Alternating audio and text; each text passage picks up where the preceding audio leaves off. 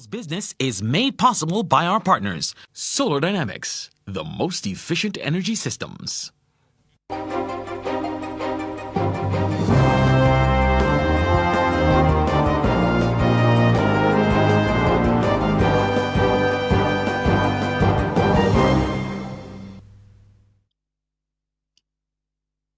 4 months after the people of Guyana went to the polls on March 2nd, a declaration of the winner of those elections is still being hotly disputed. And this week on the People's Business, we focus on the results of the disputed election results in Guyana with some very special guests. There are Anil Nandlall of the PPP Civic Party and former Attorney General of Guyana. Mr. Nandlall, welcome.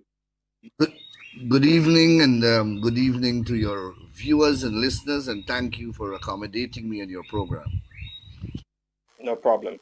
We also have Mr. Gerald Pereira. He's political leader of the Organization for the Victory of the People. Thank you. Thank you for having me in your program, and greetings to the viewers and listeners across the Caribbean. We also have Captain Gerald Govaya, head of the Private Sector Association of Guyana. Thank you very much. It's a pleasure to be here. Okay, and finally, but by no means least, Barbadian pollster Peter Wickham. Thank you. Good to be with you again, Peter. Okay, I also want to let you know that we reached out to the ruling APNU-AFC party, but they declined to send a representative. We'll be back with the People's Business Live in just a moment.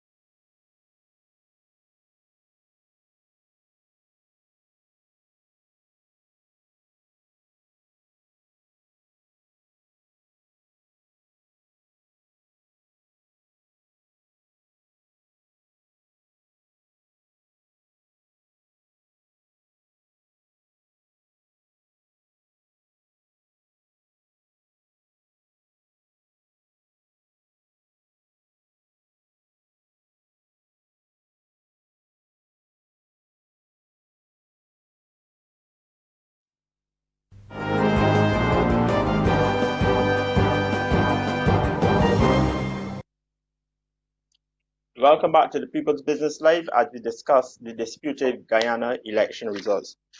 And before I introduce or go to the panel, I want to let you hear an extract from the editor-in-chief of Starbuck News, Anand Prasad, giving his position on the state of play in Guyana.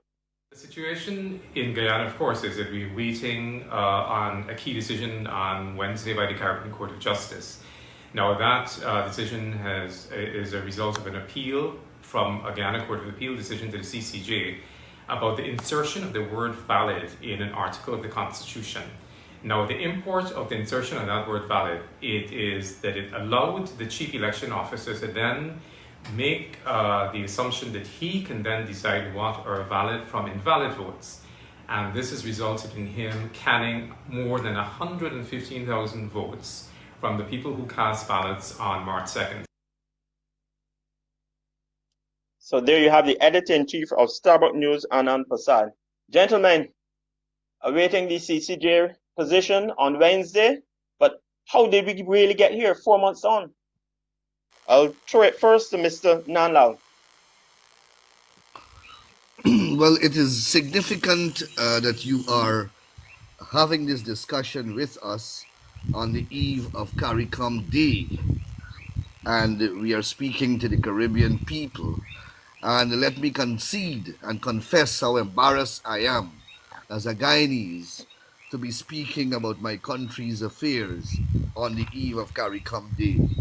After after some 60 odd years of independence, we still have been unable to manage our affairs as an independent people, and we still depend upon foreign countries and international organizations to come into our country to settle our disputes. And what are the disputes? The disputes have been manufactured. We went to an elections on March the 2nd. The government of the day, for a few weeks after the elections, claimed that they won the elections. One of the returning officers, or 9 of the 10 regions, the results were tabulated without any controversy. When the result for the main region in the country, the most populous region in the country, was being tabulated, a gentleman who performs the role of the returning officer, Claremont Mingo, attempted to use a spreadsheet and not the statements of poll as the basis for the declaration of the results. We went to court. The court set aside that declaration. Then he came back and he did the identical thing and made another fraudulent declaration. That resulted in an intervention at the level of Caricom, which culminated in a decision to do a recount of all the ballots. We did that recount supervised by Caricom as per a gazetted order made under the law, and that recount was concluded. It was observed by Caricom team and other teams, including local observer missions here, the diplomatic community. The result, the count itself, the recount was done by GCOM itself, headed by the chief elections officer. He personally tabulated the results, and then when he was requested to prepare the statutory form, which ought to incorporate the recount results, and that should be the basis for the declaration of the final results, he took what he claimed is guidance from the Court of Appeal in a case that was recently filed, which is now at the CCJ, and he arrogated unto himself. First of all, he read that he had an authority from that decision. The decision made no direction to anyone. There was no coercive order made, no mandatory order made, simply a declaration that votes mean valid votes in the Constitution, as if votes meant anything else other than valid votes.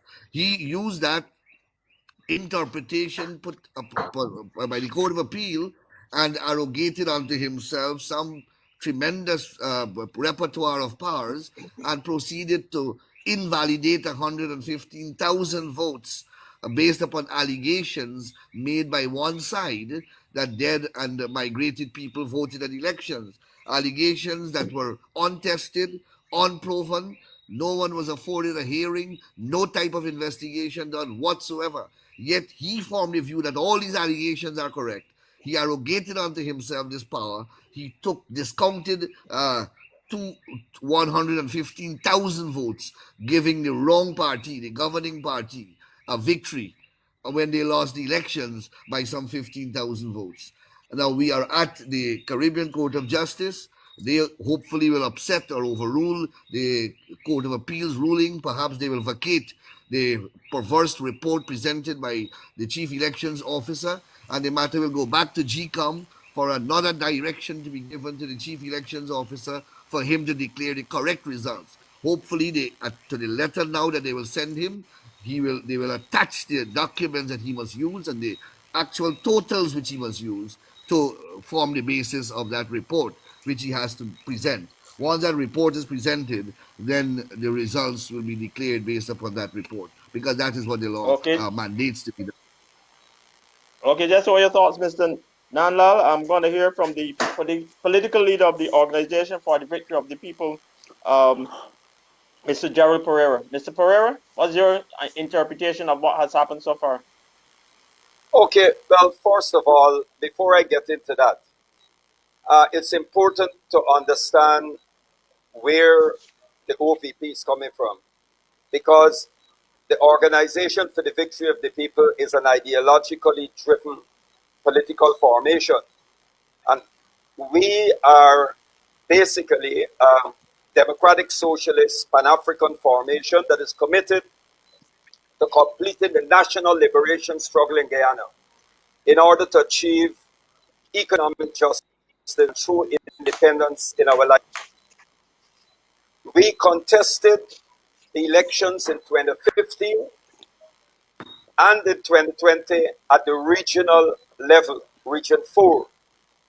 We urge the electorate to give the presidential vote at the general election level to the APNU AFC, but not to put what we call to put all their eggs in one basket and to give us the regional vote.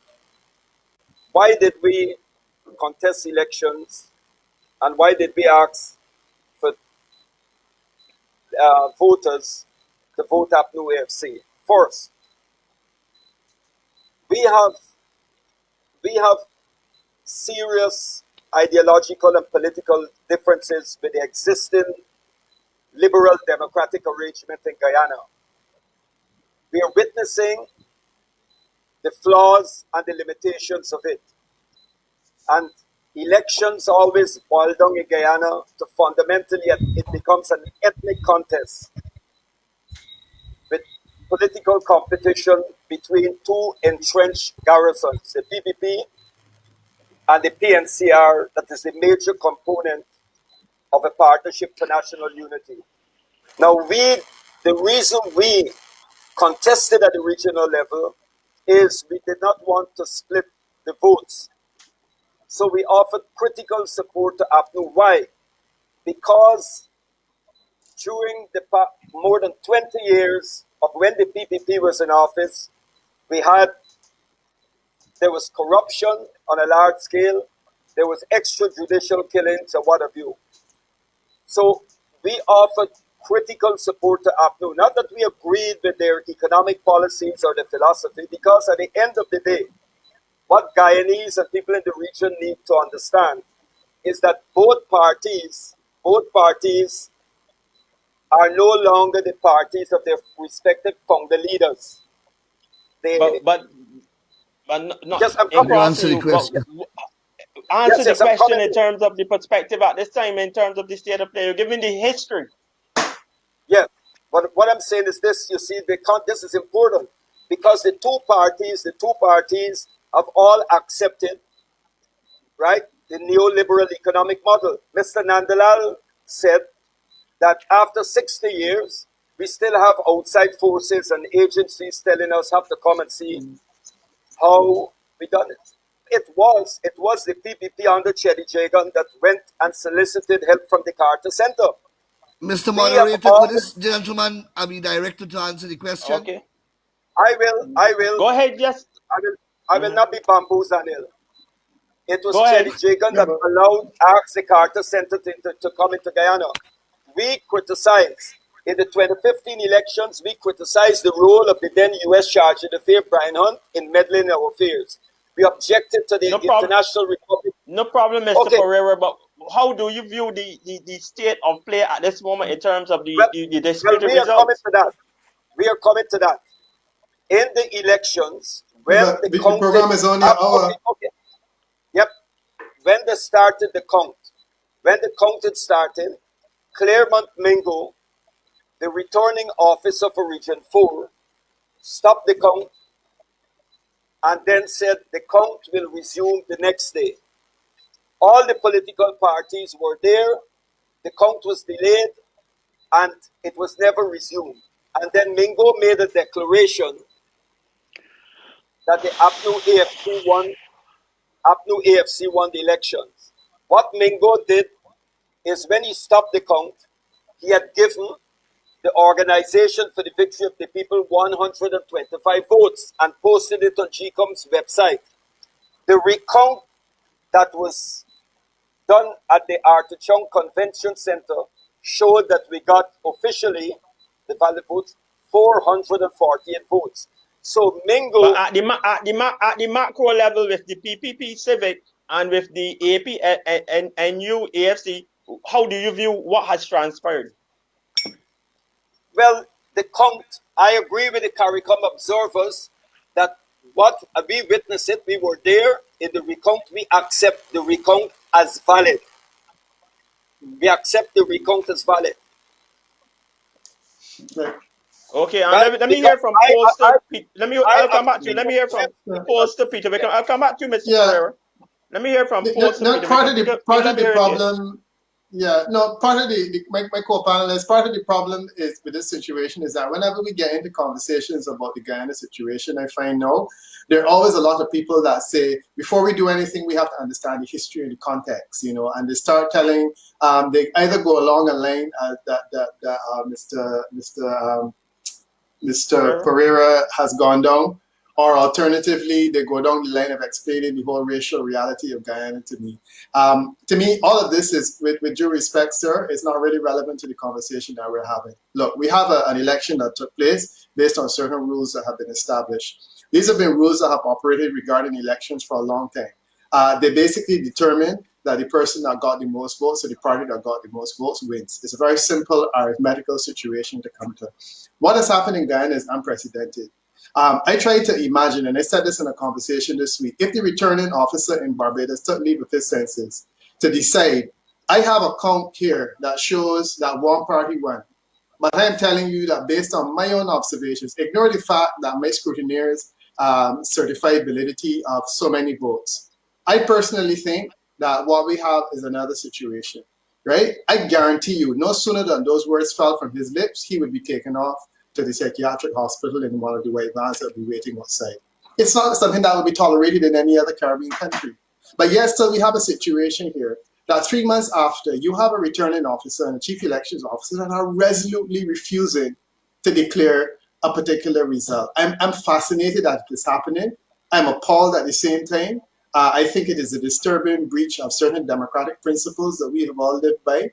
And I am concerned and also embarrassed for Guyana, a country that I love very much. I'm not sure where he is getting this power from to decide unilaterally that he can determine what validity is. And I feel honored to be sitting on a panel with Mr. Nandlall, because I found his legal analysis of the whole thing quite refreshing and quite clear.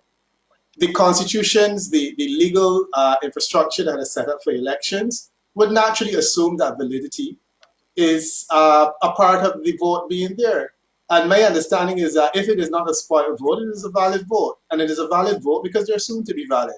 So quite frankly, whether the CCJ comes back and sets aside the decision regarding whether they had jurisdiction, which is what I think that they will do, or not, in the final analysis, this whole idea that the insertion of the word valid, which is an obvious thing, gives a returning officer the ability to determine validity based on his own personal judgment and not on the judgment of all of the other electoral officers that would have been involved in the process is appalling. And I think really the conversation will have to go in the next week, if when the CCJ comes back, is what are the legal mechanisms that would allow you to either suspend or dismiss or alternatively criminally charge and lock up the chief electoral officer for what he has been doing. Because I think it is fairly clear to me that he has no intention of making a declaration other than the one that he has made. And even if the CCJ comes back and says that the jurisdictional issue was not clear and that the appeal court didn't have a jurisdiction and they revert to it, he's still going to be of the mind that, look, ultimately, I have the power to make a declaration. The commission cannot declare anything regarding this election until I make that declaration. And he will make a declaration that the APNU has won. And it's disturbing that you have a whole political institution behind him. For example, the APNU AFC. And I don't see anyone in that organization as saying, but stick a pin. If you made this declaration and you try to swear in Granger, how can President Granger possibly operate as president after all of this? He has no legitimacy locally. He has no legitimacy regionally. He has no legitimacy internationally. But yet still he would attempt to try to govern a country. It would be disastrous. And that is a cause for concern for me. So the situation is, unprecedented. I think it is embarrassing. I agree. I think it is unfortunate. And I really do wish you guys well over the next week because I don't know where this is going. Okay, thanks, Peter. I'm going to go to Carl Govaya, who's the head of the Private Sector Association of Ghana. Your take, sir. Well, I'm the chairman of the Private Sector Commission of Guyana, and the Private Sector Commission is the apex organization of all of the private sector of Guyana, and we actually field and hosted observer team during the elections itself. We had 700 local observers deployed across the country, so we observed alongside the Caricom observer team during the March 2nd election. And then we also we had observers in the recount stations at every station throughout the process. And it was, I want to tell you that these elections was probably one of the most well organized. It was transparent, it was fair, it was free, and it was credible. And everything was going absolutely perfect until we got to the regional count of Region 4. And you heard what Mr. Mingo did. It was atrocious. It was the most transparent. It was brutal. It was disrespectful to have a person attempt to steal an election in front of the entire world. They were streaming cell phones. There were all of the international diplomats there. There were all of the international observer teams. And I want to tell you, Guyana is not yet ready not to have CARICOM and the international observers. We, from the private sector, we appreciate every single foreign observer that was present in Guyana that was able to, in a very real way, confirm what we are saying, that the elections were fair and free. And what we saw was the most brutal and disrespectful assault on democracy in this region. And I cannot start telling you how appreciative we are of Barbados and the Barbados Prime Minister and Ralph Gonzalez and of standing up for democracy in Guyana. We are actually very, very concerned in the private sector because our economy is in trouble. Not compounded by the COVID-19 measures that have to be put in place. Certainly, it is being destroyed by this political illegality that is engulfing our nation at the moment. And we appreciate very, very much the work of CARICOM, the fact that CARICOM is standing with the Guyanese people in the preservation and protection of democracy. We are very, very concerned about what will happen in the next few days. Okay, just all your thoughts. Thanks, Mr. Govaya. And we'll take a short break and we'll be back with the People's Business Live in just a moment.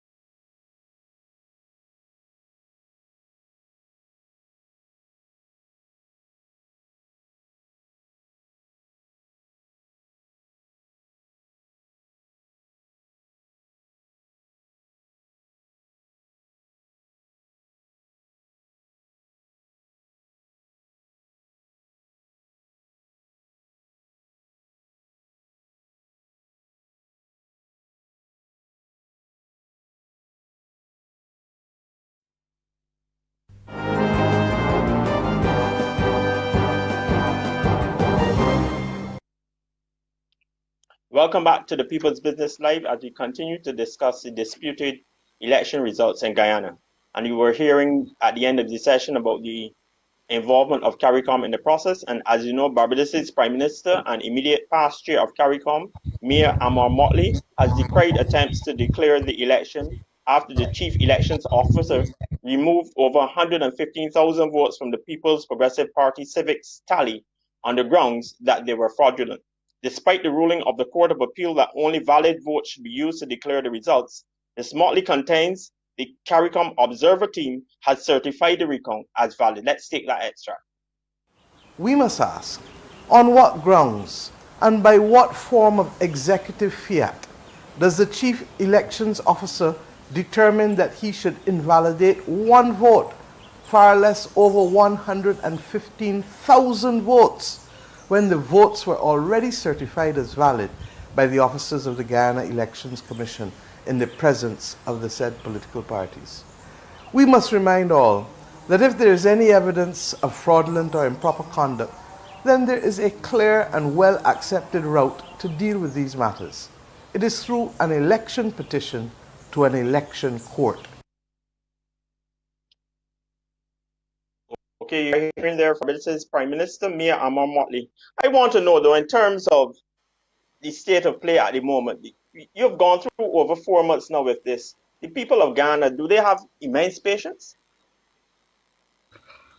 I will start with that. Let me also quickly say that listening to Jerry, I get the impression that I may have conveyed the impression that we do not welcome the intervention and the assistance that we have gotten from CARICOM, from the diplomatic community, and in fact from many, many friendly governments around the world. Let me say that we are eternally grateful and we are most happy that they have stood with us and they have condemned the acts against democracy. We welcome that and we continue to rely upon their support and on their guidance in seeing a resolution of this matter.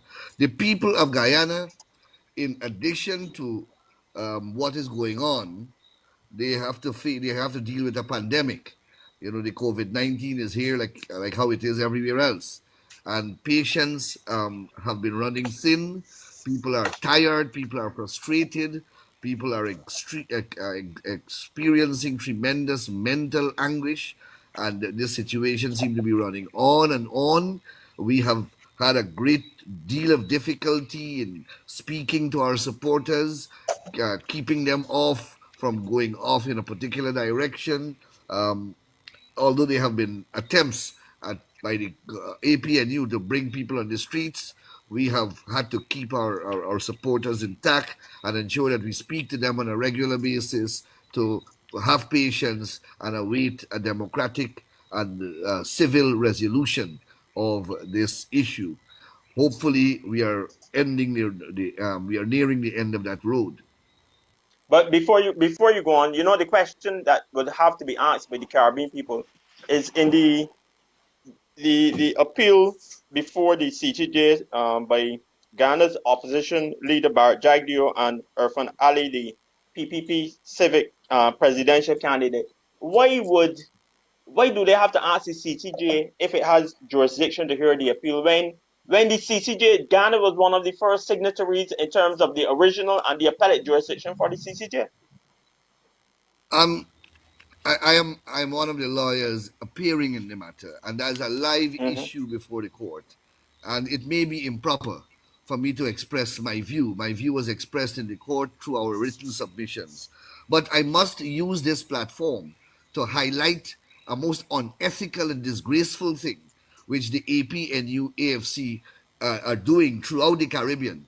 They have placed advertisements, I am told, in Barbados in the newspapers, in Trinidad in the newspapers, in which they are presenting their legal arguments that the CCJ has no jurisdiction, knowing full well that that is an issue that is before the court. Clearly, they are carrying their illegal, unethical, disgraceful conduct, which was displayed for the world to see during this electoral process, carrying it out across the Caribbean in their vulgar and indecent attempt to prejudice the outcome of the case. That's what they're Okay, doing. just what hold your thoughts, Mr. Nandlall. Remember, Barbadians, you can call us at 228-5562 or 228-5563. We'll be only too happy to welcome your calls. And I believe we have our first caller for the night. Good evening. You're on the People's Business Live. Good evening.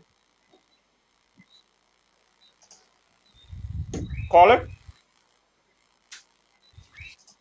Okay, no, I think we might have lost that call.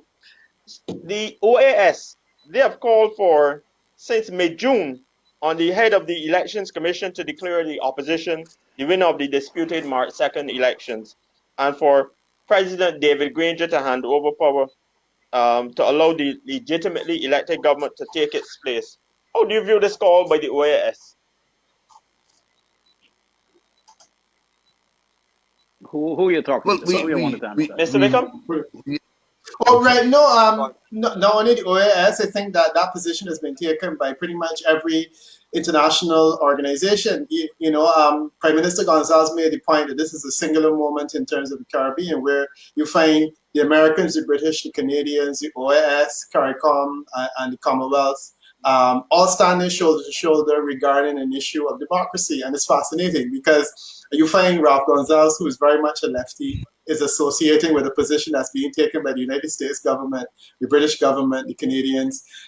When I talked earlier about the fact that the Guyana government will be isolated unless there's a change of government, it was reflecting that fact that you have all of these agencies that are essentially saying, look, we need to make space. And I think that the PPP civic supporters and certainly the management of that organization has exercised a tremendous amount of restraint. And I think that they should be congratulated for essentially holding back their supporters, who I am sure are anxious to get out on the streets and demonstrate their anger with the fact that the process has taken this long. But yes, certainly, it's a singular moment where the international community is of one mind, and they're standing shoulder to shoulder with the majority of Guyanese who are saying that this needs to be a change of government and it has to be reflected and reflected really soon. Okay, I know the other panelists want to react, but we have a call on the line. Good evening, you on the People's Business Live. Good evening. Seems that we might be having a little problem with the calls. Hello. Okay, Mr. Pereira, Hello. Hello, go ahead. Hello. We can Good hear night. you. Go ahead. Don't listen to your television. No, go ahead, I'm not please. listening to television. You can hear me? Can you hear me? Loud and clear. Yes, make your point or answer your question. Yes, sir. Now, I want to ask the chief officer, when all of this is done, when all of this is finished, the 1,500 votes that he 115,000 votes. 15,000. Sorry, right. That he diminished. 115,000 votes. Votes that he diminished, right. Now, if proven, if he were to lose the battle, what would be the outcome of him, and where does his power stop? Right, he's saying he has done what he has done in accordance with Section 96 of the Representation of the People's Act. We have a lawyer here on the program. I don't know if this is so or not. That's what he's contending. The Representation of the People Act only authorizes the preparation of a report that reflects the true results generated at the elections. It will never authorize or empower any officer, moreover the chief elections officer, to determine by himself what are valid and what are invalid votes. Moreover, to authorize him to discount and invalidate and do not count ballots. The system, as Dr. Wickham just explained, the system is so structured, the legal process, or the legal electoral process is so structured that it weeds out invalid votes prior to counting. So what is counted is only valid votes. The system puts spoiled and invalid ballots in a different bundle, and that is never recounted at a recount. It's only valid votes that are recounted and can form the basis of tabulation for results. So, in terms of what will happen to Lowenfield, 3 sets of private criminal charges have already been filed in the Georgetown Magistrates Court for fraud at common law, conspiracy to commit fraud, and malfeasance or misfeasance in public office. I suppose more charges are likely to come, but the type of conduct in which Lowenfield has engaged cannot be looked at, cannot be disregarded, or else a future CEO may believe that he can do the same. These are serious But criminal offenses that have been Yeah, but committed. but isn't the this is CEO at all times subject to the control of the Ghana Elections Commission? That's correct, both in the Constitution. Let me read quickly what the Election Laws Amendment Act says. The Chief Election Officer and the Commissioner of Registration in Guyana, both they are the same, shall, notwithstanding anything in any written law, be subject to the direction and control of the Commission at all times. The recount order, which the recount was done under, says this: for the avoidance of any doubt, the chief elections officer and every person appointed or authorized to perform any act or functions by virtue of this order are and shall remain subject to the general supervisory power of the commission. So he is only enjoined and he's bound in law to only comply with the directions given to him by GCOM. And the chairperson in her letter was very explicit. Please tabulate for the purpose of preparation of your report required under Section 69 of the Europa the results generated by the recount. That those are not words capable of ambiguity and being ambivalence. misinterpreted. Yeah. No, I Okay, let me hear support from. Mr. Go ahead. Nandlall. Yeah, I support Mr. Nandlall's comments entirely, and I understand that. But I think that this issue is broader. There was a gentleman called Winroth George in St. Kitts and Nevis. He was a supervisor of election, which is a similar post to the chief elections officer. In 2015, he decided that he was not prepared to make any further announcements. It was about 4 in the morning, and the elections, clearly Labour was losing. He was a Labour supporter, and he said, I'm tired and I am not making any further announcements tonight. And he packed up and he went home. That threw us into a tale. And I say us because I was part of the team that was on the ground there with the media. And, the question is, what do you do in a situation like this? So I am clear in my mind what the laws intend. My concern, however, is that this is the second time in recent history where an election official has decided, you know what, nothing can happen until I make the announcement. And that was what Mr. George was very clear on saying. You know what, if I go home tonight and I don't make any announcement, nobody can be sworn in as Prime Minister. And I will do it when I feel like doing it. It took the intervention of the same Dr. Gonzalez. It took the intervention of Roosevelt Skerritt from Dominica. We also had Keith Mitchell, who was on the line. And essentially, all of those leaders jumped onto the radio and jumped onto the phone at 5:30 in the morning and prevailed on Denzel Douglas to concede, and also prevailed on him to prevail on the chief elections officer to make the declarations that needed to be made. And when people talk about interference of Caricom, and I'm thinking to myself that was positive interference, because those guys got on the phone and said to Denzel Douglas, look, you're creating a problem here because this guy believes that he is doing good for you by doing that. The challenge that we're having in Guyana now is that it doesn't appear as though the leadership of the PPP Civic is similarly inclined to sit with his colleagues and say, look, what we really need is a concession, and a concession from the PPP would make, for the PNC, would make a huge difference to the outcome of this situation. So I think that, Mr. Nandlall, what we need to see this as a teaching moment, as a teaching opportunity.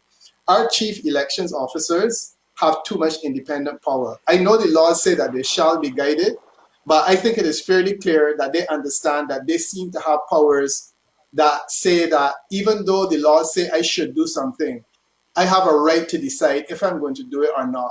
And if I decide not to do it, I could create a constitutional crisis. You remember in Trinidad and Tobago when Anil Robinson, who the laws were very clear, the Constitution said that he shall swear in a minister that is recommended by the Prime Minister.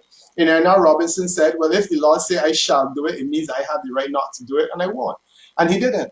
And as a result, Basil Panda's ministers could not be sworn. I think that these are teaching opportunities for us, and we have to realize that there have to be clear mechanisms that would allow for us to discipline a person like him if he decides that he is not going to act as he is instructed, there has to be a route to either dismiss him, suspend him, or as you're saying, through the criminal process to lock him up. Because ultimately he's creating a problem. And as I said, it's not the first time it's happened in the region. Okay, we're going to take a short break. When we come up, we'll hear from Mr. Pereira and Mr. Govaya on the People's Business Live.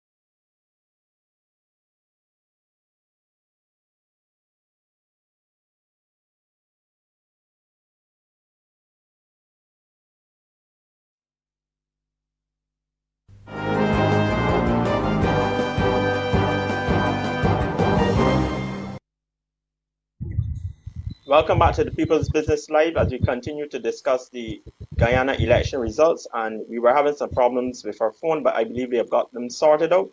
And before we go to Mr. Pereira and Mr. Gobert, I'm going to take a call. Good evening. You're on the People's Business Live. Hello.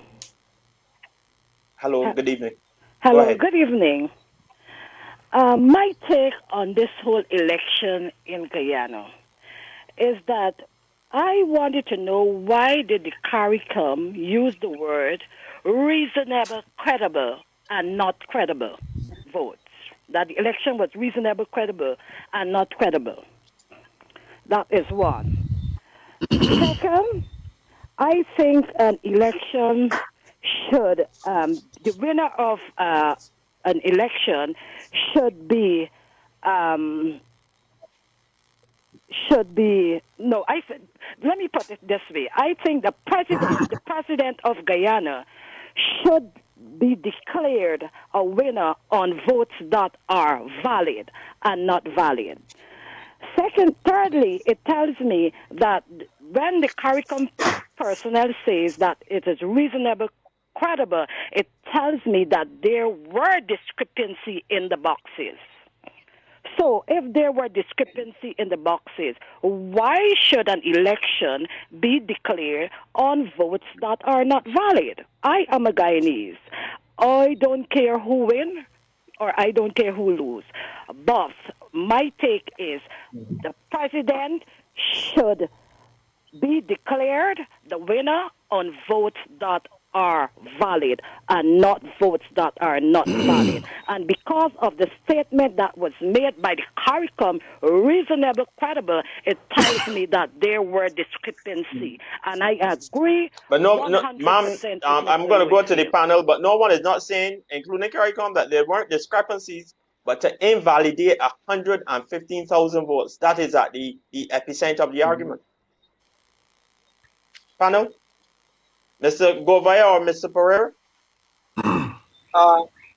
First of all, I will take with a pinch of salt what Peter said earlier, because the context is important. Peter said, like what I was saying is a cop out. No, it's not. Peter, with all due respect to him, Peter is a pollster. He's not a political activist, right? I'm interested in the real politics on the ground. Now, the APNU AFC declared victory. They did. In the recount, it shows something different. So, how do Mr. Granger and the leaders of APNU, after having declared victory earlier, go back to their supporters and tell them they've lost? What I'm interested in is this, is that as one who's on the ground in the communities, there is a legitimate fear. There's a legitimate fear on the part of African Guyanese, a fear of the PPP returning. There's a legitimate fear. That is it. That is there. But So I believe if it's the will of the people, it has to be accepted. The voice of the people is the voice of God. I am not. I am not always sure if I don't know that is a Protestant theological thing about the voice Calvin and the voice of the people. I will get into that. But this is what I want to say. This is what I want to say, right? That a lot of people on the ground, are not interested in what you are raising. The realities on the ground is that there's a fear that if the PPP return, there will be the days of the Phantom Squad, extrajudicial killings, and so. Now, I know dynamics change, and I know given what is the type of leadership we have now at this stage in Caricom, and so I don't know if it is possible for them to return to those days. But what I'm saying is there's a legitimate. Good. We take your point about legitimate fear. Just your thoughts, Mr. Govaya. Let's hear you. Mr. Wickham and others cannot wish that away.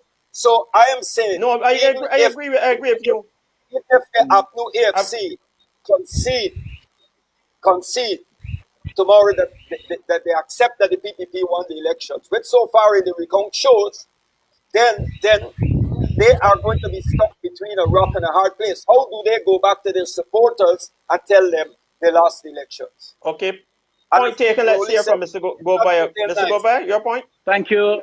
Thank you very much. I want to tell you that what is at stake here is honesty. There's a tremendous amount of dishonesty and a lack of integrity and a lack of decency. The compliance with the principles of democracy should be the underlying foundation of our country. And so I want to first of all tell you that is what is at stake in Ghana. There's a lot of dishonesty, a lot of scampishness and lying, and it's blatantly disrespectful to decent-minded people, the lying and disrespect that is going on. The first thing, I want to come back to something that Gerald talked about, race. I'm a Portuguese, and I want to tell you, I looked at both of these parties during the elections, and I see a tremendous amount of Indian supporters in the PNC with the APNU, and I see a tremendous amount of Afro-Guyanese in the PPP. So the fact remains is that both of these parties over the years have grown into attracting Guyanese of all races.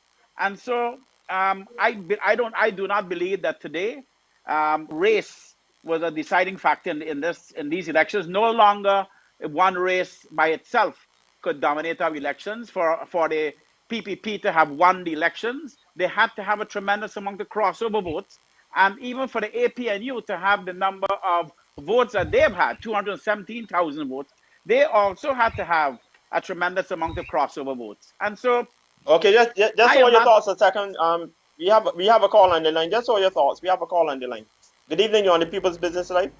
Hello. Good evening to you and your panel. Good evening. I have two questions. I'd be grateful if I could get to quickly. Go ahead. One. Go ahead. I'm speaking to Mr. Nandlall. I'm asking him. The question is, if they had an agreement with President Ranger and Mr. Jagdeo, and it's four part. They signed to that four-part agreement. Why is it when the whole scenario finished, the whole counting is finished, why is it the PPP only want to deal with one part and not the next three parts? Why is it it's only the ballots count in the box they're dealing with and they don't want to deal with the next three parts of the agreement?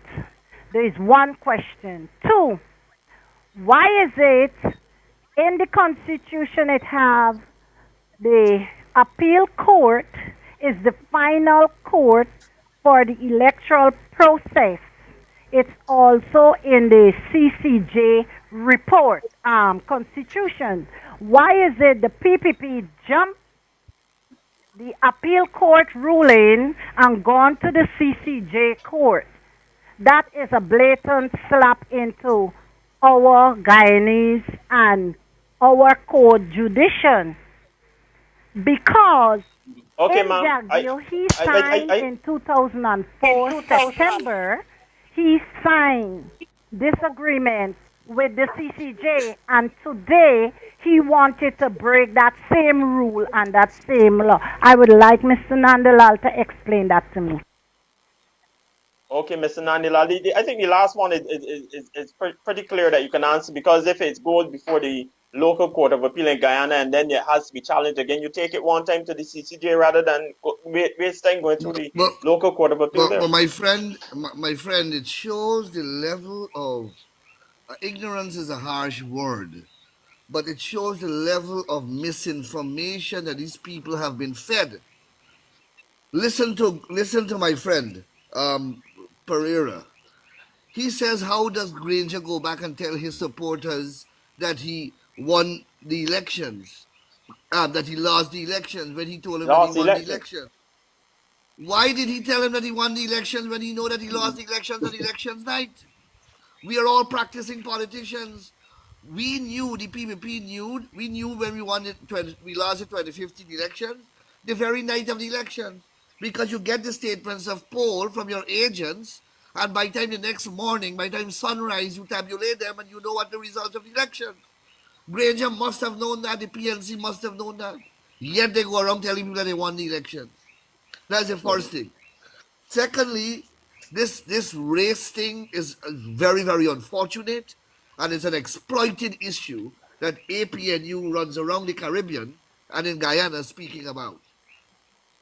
Absolute nonsense. We, the People's Progressive Party, has won seats in almost every region in Guyana. We won Region 9, a seat in Region 9, the only seat in Region 9. Indian people don't live there. Amerindians live there. We wanted a seat in Region 1. Indians don't live there. Amerindians live there. We won 4 seats in Region 4. 3 seats out of 7 in Region 4. We have more Afro-Guyanese in our party and as our party supporters than the other side have Indo-Guyanese. We have more Amerindians supporting the PVP than supporting any other party in this country. Yet we are accused of being, of one race. Absolutely unfortunate. But it's the only Okay, card that they can play. okay, And the just other hold your issue, thoughts. We're going to come back to this. Just hold your thoughts. yes. We're going to come back after the break on the People's Business Live.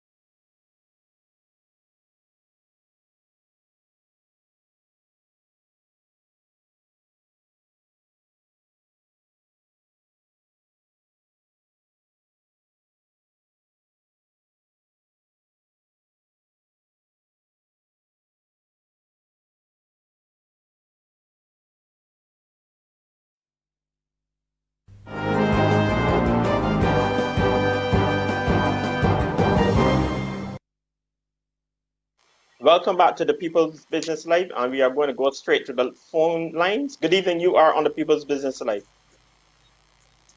Hello, good night. Good night, go ahead, ma'am. Thanks for calling.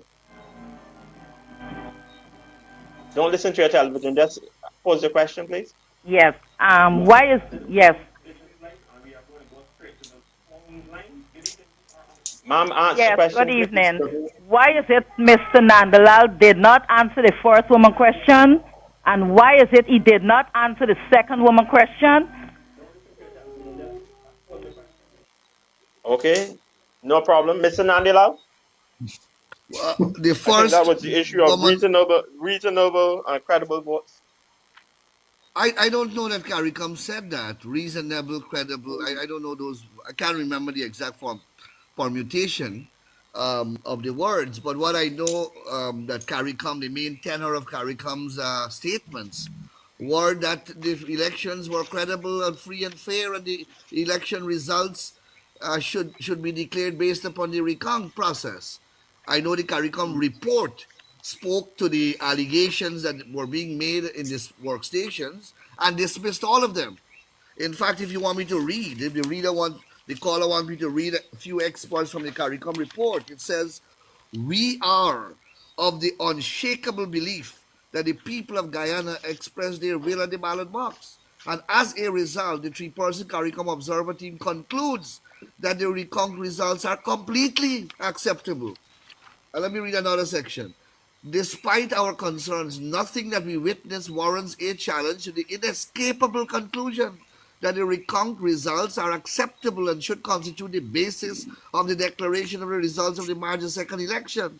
Any aggrieved political party has been afforded the right to seek redress before the court in the form of an election petition. That's what the CARICOM report says. I don't know what Okay, the and just ladies ask. and just on Friday when Prime Minister Motley handed over to the new chair, Mr. Gonzalez, Prime Minister Gonzalez, the Secretary General Irvin LaRoque, he stressed that each action taken by CARICOM to help resolve Ghana's election crisis was, and I quote, by invitation and in an attempt to maintain the regional grouping's reputation as a bastion of democracy. We're going to go to the phone lines again. Good evening, you are on the People's Business Live. Hello, good evening. Good evening. Go ahead, ma'am. The ladies are calling this evening. Yeah, I want to ask We a can hear you loud and question. clear. And you know they're calling for me, right? Hello? Okay, no problem. Yes, we can hear you loud and Is clear. that a good thing?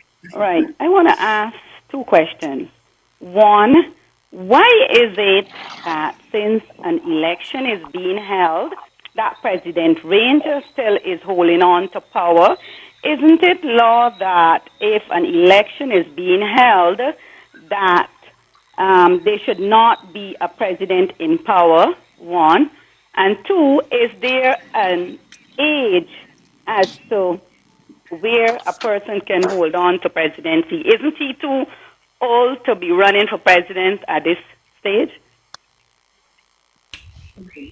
I'll let the panel answer that. Let me answer that quickly for you. No, there is no age limit.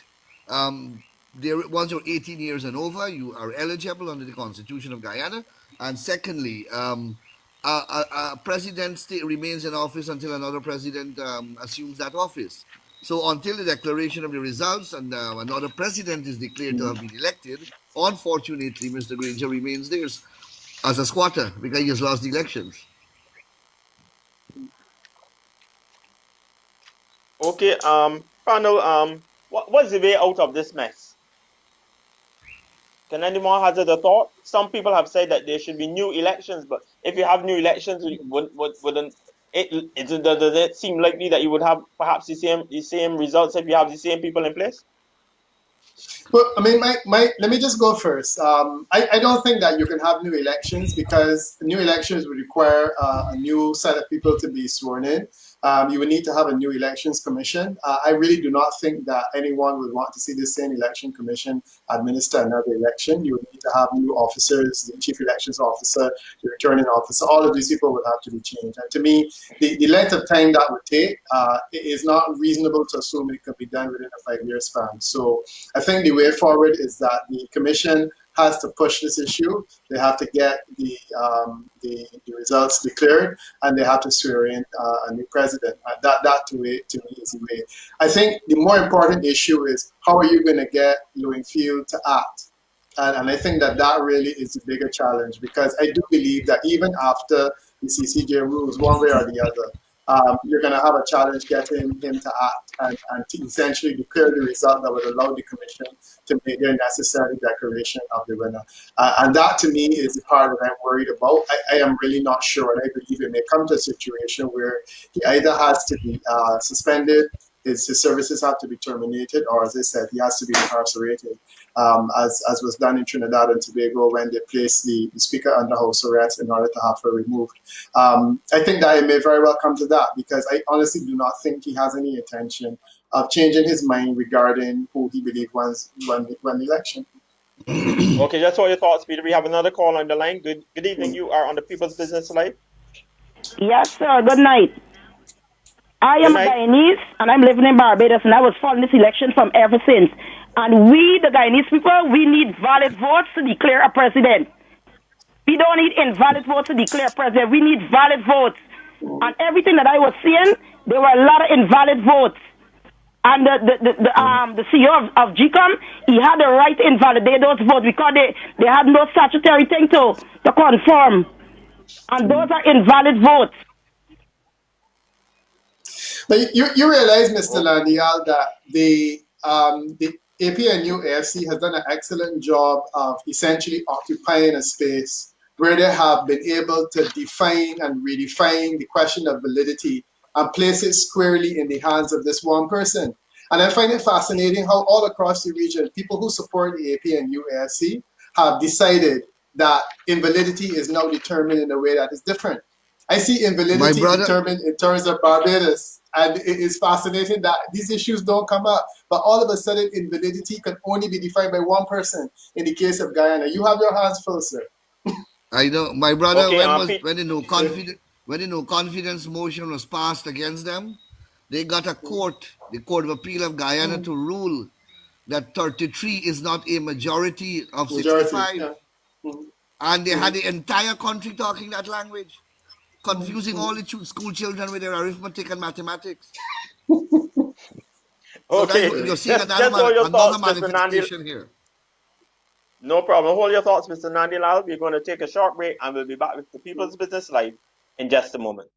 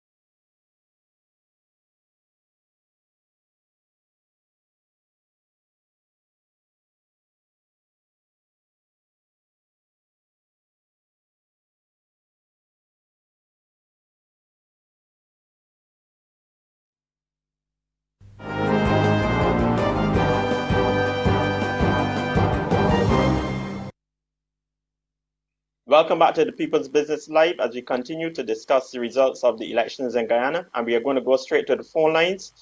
We have another caller on the line. Good evening. You are on the People's Business Live. Yes, sir. I think that tonight's debate is too one-sided. We know what Pico Wickham stands for. We know what Mandela stands for. And I think it should be an even balance.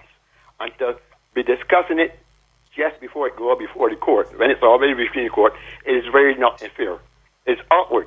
And I think that what has happened is that Peter Wickham and Mandel has more say than the person who gave in the other party's story. And it's unfortunate. Well, the APNU AFC was contacted by the Caribbean Broadcasting Corporation and asked for representation over several days, and up to 6 o'clock this evening. Even we were keeping hoping that they would come. Then they told us that they weren't coming. We have to accept that. But they were given their side. But, Mr. Moderator, the entire world is speaking the same language that myself and Mr. Wickham and Mr. Pereira are speaking. Govaya, sorry. We are not in. We are in the majority. We are not in the minority. We can only speak the truth. We can only speak what we see, what we have observed, and what we have been part of. It's as simple as that.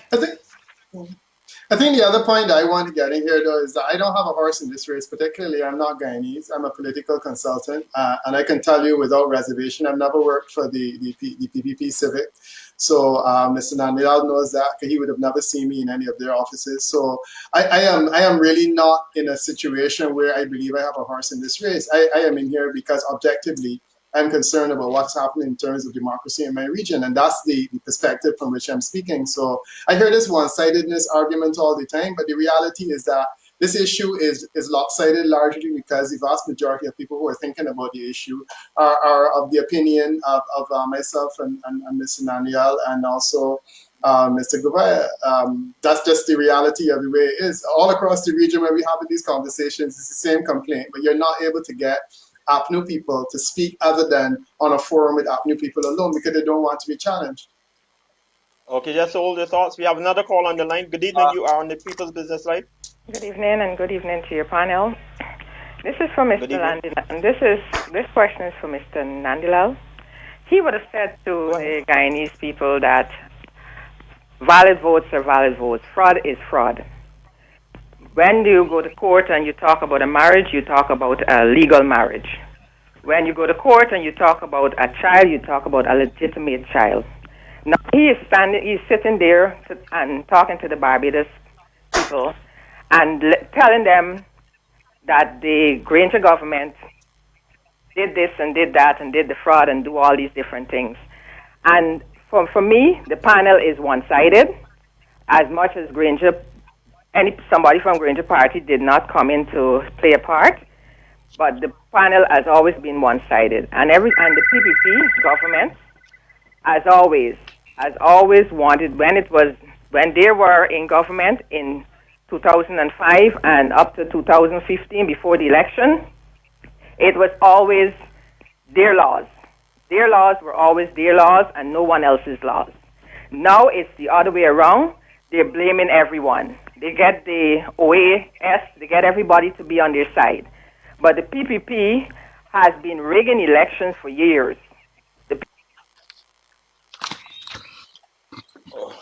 Okay, we have calls, and let me restate again publicly that the APNU AFC was invited to take part in this discussion, and CBC cannot be held accountable for their opting out. Sir, the history of Guyana will show to any objective reader or researcher that one party has rigged elections in this country from 1968 to 1992, and they are now trying to rig again, and that is the PNC. Secondly, I don't resile from any of the pronouncements that I have made. Valid votes mean valid votes, and it's only valid votes that were counted. There is a presumption of validity. That presumption can only be rebutted by a court of law presented with an election petition. That is the law of the Caribbean. That's the law of the Commonwealth. That's the law of Guyana. It's nothing novel. Okay. We have another call on the line. Good evening. You are on the People's Business Line. Good evening, sir. I am not Guyanese, but I was made to understand through a statement by the known president and who will be sworn in as president sometime this week, that there are 750,000 residents in Guyana. And 600... and who will be sworn in as president this week? Sorry? Who will be sworn in as president this week? The incumbent Ranger. Yeah, you have a crystal ball? I don't have the crystal ball. The facts are there. There are 750,000 residents in Guyana. 651,000 people vote. There are 250,000 school children. Tell me if that is not mass fraud. Sorry, the total number of votes cast at elections was 460 something thousand. These people are so uninformed. I don't understand where they're getting their information from. They attempt to read nothing, they just listen to the poison on truth that is emanating from the Granger camp. That's all they're doing. Mr. Daniel, the other point that has to be made that the last elections we had in Barbados, there were 255,000 people registered. Our population is estimated to be in the vicinity of 260 or thereabouts. So we have the same challenge. The list is bloated, and nobody is running from that. But there's obviously been an effort here to suggest that a bloated list is an indication of voter fraud in some way. And not only that, it's an indication of voter fraud, but you did it. The PPP did this thing. And I'm fascinated because no one ever, that gentleman is from Barbados, but he has not raised the fact that you have a similar situation in Barbados. Yeah, you see, once you have continuous but no one challenged our registration, result. once Yeah. you have I the want to hear from the continuous cyclical registration system, you will have bloat throughout the Caribbean. Anywhere that the continuous registration system is in place, you will have bloated lists because there is not an effective removal when people are dying, when people are dead, and also many of our laws allow you to travel, live overseas, but be able to vote in your country. So you cannot remove. Residency is not a basis for removal from the voters list or the national register. That's a law. That's the Okay, I want to Constitution hear of from Guyana. Mr. Gorbaya, the chairman of the Private Sector Commission. As the if this continues to drag out, what are the implications for Ghana?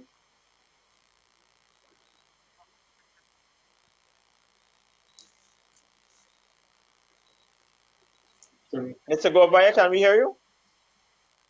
We're not hearing you.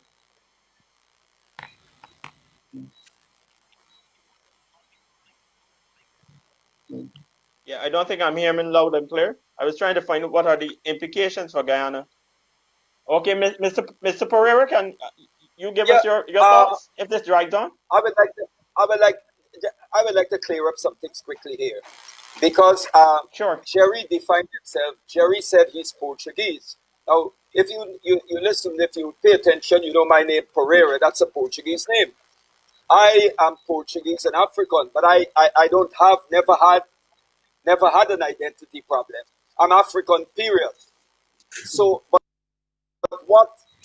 Listening to Jerry, I don't know if he's trying to insinuate that me or the OVP will try to be dishonest or so in the position we take. Now, I am a regular contributor to the letter pages of all the national newspapers. And our position is clear, very clear. We have never batted for APNU, AFC, or batted for the PPP. And I think it is time that the small parties, we cannot allow the national narrative to be dominated by these two parties, because there's a tendency that if you criticize APNU, you're PPP. And if you say anything about PPP, you're APNU. This type of absurd dialectic we have to transcend and go beyond. So we're not going to be trapped in there. Mr. Wickham should know that when the AFC contested the local government elections in 72, I think they contested 72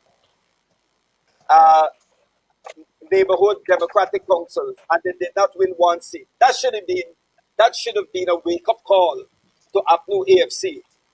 That should have been a wake-up call. And I just want to make this clear. That's all your thoughts. You're going to take a short break, and we'll be back with the final segment of the People's Business Live in just a moment.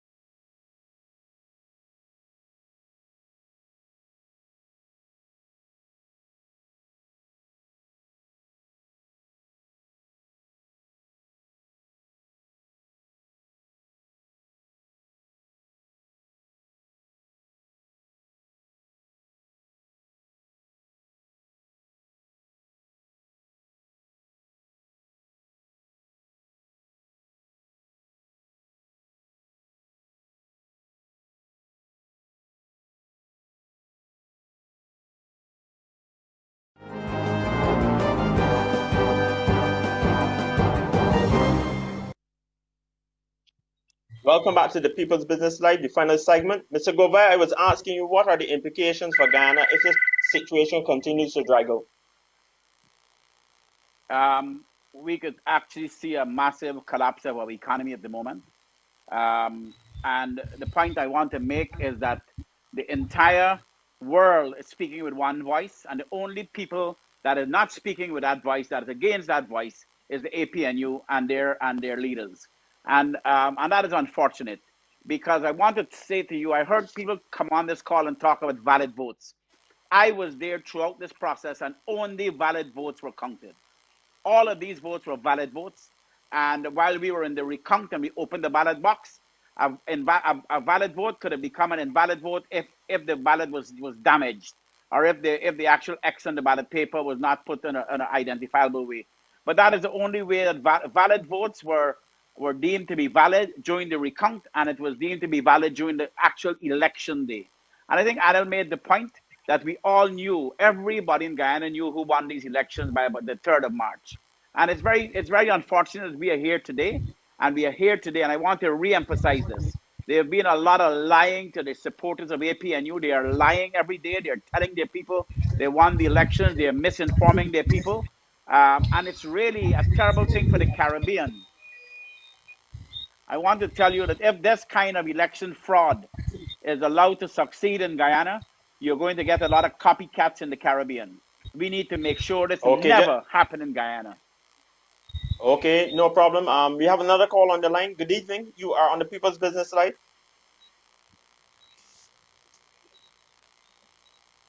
Good evening. Okay, I don't get that call. The election campaign, from what we heard, was dominated by how to use the windfall from the oil finds, which could put Guyana, from what we have heard, among the top 10 oil producers in the world, with production in the offshore oil fields estimated to contain at least 8 billion barrels starting last year. Is this really the overarching issue at stake in Guyana for these political parties? This how to use the windfall from the oil monies? I don't believe so, myself, from the private sector. I believe this is about power. I think this is unfortunately have always been a grab for power, and this has always been a disrespect for the rule of law and democracy. This is not about oil. Oil is just a byproduct of this. And people who keep saying that we are having these election problems because of oil is not true. We are having this because they're dishonest people who are trying to grab power, and they should allow the principles of democracy to prevail. I want to come another call on the into. line. Yes, Mr. Hold your thoughts, Sam. We have another call on the line. Yes, am I on? Go ahead. Am I on? You are on. Go ahead, please. I think that the problem in Guyana is the racist disposition which has consumed our politics since independence. And they are not talking about it. And the gentleman, one of them especially, who's there, himself, on one occasion, identified part of that problem by saying to another that the Chatri is a different class in that country. And that was when he was speaking about the issue of the bombing of a newspaper. He was conveying that information when he had the authority to deal with it. That, combined with the racism, combined with the inequalities and the corruption, is what has come to a head today. They don't want to face it. Do you have a question, sir? Do you have a question for panel?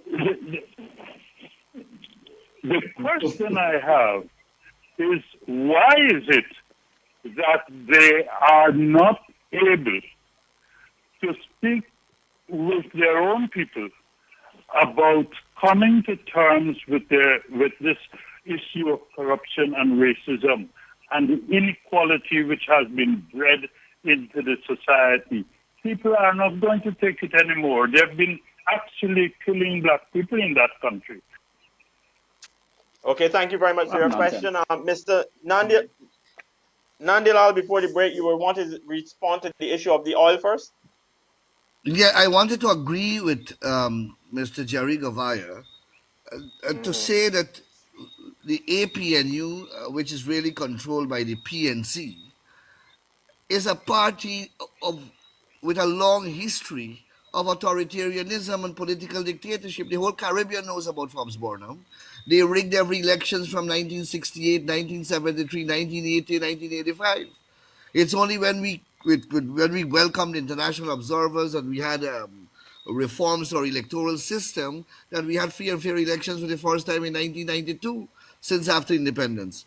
And then after that, we had our elections observed by every major international organization observing elections in this hemisphere. And each of those elections were certified to be free and fair. So I don't. It is, and you had about three elections: 92 elections, 97 elections, 2001 elections, where the APNU again, their name was PNC at that time, refused to accept the results. Results that were certified by the whole world to be free and fair, and the elections were certified to be transparent by all the observer teams. Yet they burned, they beat, they looted in the streets of Georgetown for weeks and months. We had to have an intervention, if you can remember, in 1997, another intervention from Caricom, and we gave up 2 years of governance simply because and went to constitutional reform. And they still couldn't win an election. Now, they won the 2015 election, they performed miserably, they neglected all their promises in their manifesto, they neglected their constituency, they engaged in massive corruption, discrimination. They lost the election and now they're blaming the whole world. Okay, And that as the gentleman, time goes I on, don't wish to reply to that guy just now who said a lot of nonsense he was talking about. the U.S. Secretary of State Mike Pompeo has hinted at possible sanctions. Does Ghana, if this state status quo remains, risk becoming an international pariah? Let me say this to you, that Guyana is sitting next to Venezuela, and Venezuela at the moment is really a state that is challenged by all of the issues of international legitimacy and so on. And if Guyana sitting in the Caribbean end up becoming just like that, where our government lacks legitimacy, we will both will undermine regional security in the Caribbean. It is vitally important that all of the countries in the Caribbean embrace legitimacy, that enjoys the legitimacy from the international community. And so it is vitally important for us. If we do not get a legitimate government in place, we have not had 1 cent of aid to help the businesses and people out of jobs, to help put stimulus packages into jobs. And so the COVID crisis is wreaking havoc in Guyana because we are not getting 1 penny of aid from any international organization. And so if we continue along this line, however long it is happening, the people, the ordinary people in our country, is suffering. They are without any kind of assistance. Okay, Captain Gobay, time is coming upon us, so I'm going to give each of you 30 seconds to wrap up and leave your final thoughts with the people of Barbados. Mr. Anil Nandlall, you go first.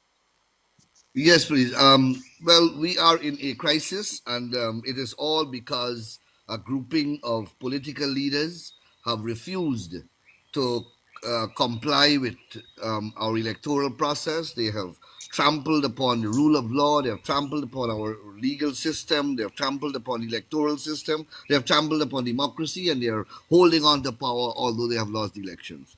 Hopefully, we have after 4 months, we will see the end of this saga, and the declaration of the results will come, and hopefully they vacate office. I don't know. I may be too optimistic, but and they're using this issue of race. We have a multi-party, multiracial party in our country. In the Indian population is about 38%. We got 54% of the votes. How is it that we are, Indo-based? We had massive support from right across the ethnic divide in this country. But that's the only card that they're left with in the pack. So they're playing it all around the Caribbean. The final thoughts of Mr. Anil Nandlall of the PPP Civic Party and former AD. Final thoughts, Mr. Pereira, 30 seconds. I listened to Jerry, and Jerry keep speaking. I heard it, speaking about democracy, and so was Anil, and democracy and democracy. But we'll leave that aside for another program because that's a highly contested term and concept. He spoke of the PNC and being authoritarian and so many years of Burnham's authoritarian rule. There was authoritarian, sickening authoritarian rule by the PPP when Jack Dio assumed the presidency until the PPP debated office. That cannot be denied. What we have here is two political leviathans competing for power, to put their hands on the oil resources, not for real and genuine transformation of this country, but to compete to show who is better at managing it. Not for the people, but for their cronies, friends, and families. Okay, final thoughts there of Mr. Pereira of the Organization for the Victory of the People. Your final thoughts, Captain Govaya, the chairman of the Private Sector Commission. This elections was not about race. If you were in Guyana and looked at the political campaigns, you would have seen both parties. They ran first class, first world campaigns across this country. Both parties talk about being in the big tent. Both parties had Guyanese of all races, and there were Guyanese of Indo, Portuguese, Amerindians in the APNU. And so to hear now people are saying, "Oh, this is because this is a African guy." That's nonsense. There was no race in this campaign. The race is now being inserted by the losers. Okay, thank you very much. The final thoughts, Mr. Peter Wickham, are yours. Yeah, no, these are not the best of times for the Caribbean. I believe that these are the worst of times. We are facing COVID crisis, which is unprecedented. We are facing the collapse of LIAT, which is tragic. And we are also facing an unprecedented electoral crisis in Guyana, from which I think the region needs to learn. I do hope that very soon we see an end to this. I think it is important for our Guyanese brothers and sisters to know that we stand with them side by side in terms of ensuring that we bring a certain level of democracy to this region. And I want to essentially just leave them with this message. These are not the best of times, but I do feel that as other times in the past, the region has been able to weather the storm. We can do the same thing now. Okay, thank you very much. This week we discussed the disputed election results in Guyana with our esteemed panel. I want to thank them. And I also want to thank members of the public who called in. And you can join us again next week for another edition of the People's Business Live.